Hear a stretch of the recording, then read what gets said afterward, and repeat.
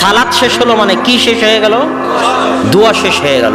এবার আপনি যদি বলেন যে হুজুর দোয়া করলো না, তাহলে বুঝতে হবে আপনি জাহেল, আপনি মূর্খ, আপনি অজ্ঞ, আপনি ইসলামের হাকিকত সম্পর্কে জানেন না, ইসলামের দর্শন সম্পর্কে জানেন না, ইসলামের অভ্যন্তরীণ গূঢ় তত্ত্ব সম্পর্কে জানেন না। সালাতুল জানাজা মানে দোয়া করার সালাত, সালাতুল জানাজা মানে মৃত ব্যক্তির জন্য দোয়ার সালাত। ওই সালাতুল জানাজায় আল্লাহু আকবার তাকবীর দিয়ে সূরা ফাতিহা, দ্বিতীয় তাকবীর দিয়ে দরুদ শরীফ, তৃতীয় তাকবীর দিয়ে যে দোয়া আল্লাহ এবং আল্লাহর রাসূল শিখিয়ে দিয়েছে, আল্লাহুম্মা গফির লাহু ওয়ারহামহু ওয়াফু আনহু, আল্লাহুম্মা গফির লিহাইয়িনা ওয়া মাইয়িতিনা ওয়া শাহিদিনা ওয়া গায়বিনা। সারা দুনিয়ার সব হুজুর যারা কবরের পাশে গিয়ে দাঁড়িয়ে আপনার পিতার জন্য দোয়া করে দিবে, কেন লিংক লাগবে, আপনি তো আর দোয়া করতে পারেন না, আল্লাহ তো পর, আল্লাহ তো আর আপনার নয়, আল্লাহর কাছে চাইতে হলে ভায়া লাগবে, মাধ্যম লাগবে, এই জন্য হুজুরকে ধরে নিয়ে এসেছেন।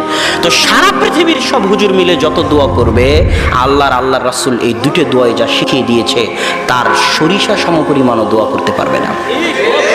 তো এই জানাজার সালাত দেওয়াই হয়েছে দোয়ার জন্য। জানাজার সালাতে আসসালামু আলাইকুম বলা হলো মানে কি শেষ হয়ে গেল? দোয়া শেষ হয়ে গেল।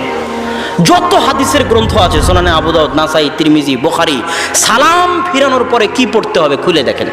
সালাম ফিরানোর পরে হচ্ছে জিকির, আজকার, তাসবিহ, তাহলিল, আল্লাহু আকবার, সুবহানাল্লাহ, আলহামদুলিল্লাহ, লা ইলাহা ইল্লাল্লাহ, নাস, ফালাক, ইখলাস, আয়াতুল কুরসি, জিকির, আজকার, তাসবিহ, তাহলিল হচ্ছে সালাম ফিরানোর পরে। আর সালামের আগ পর্যন্ত কি? দোয়া।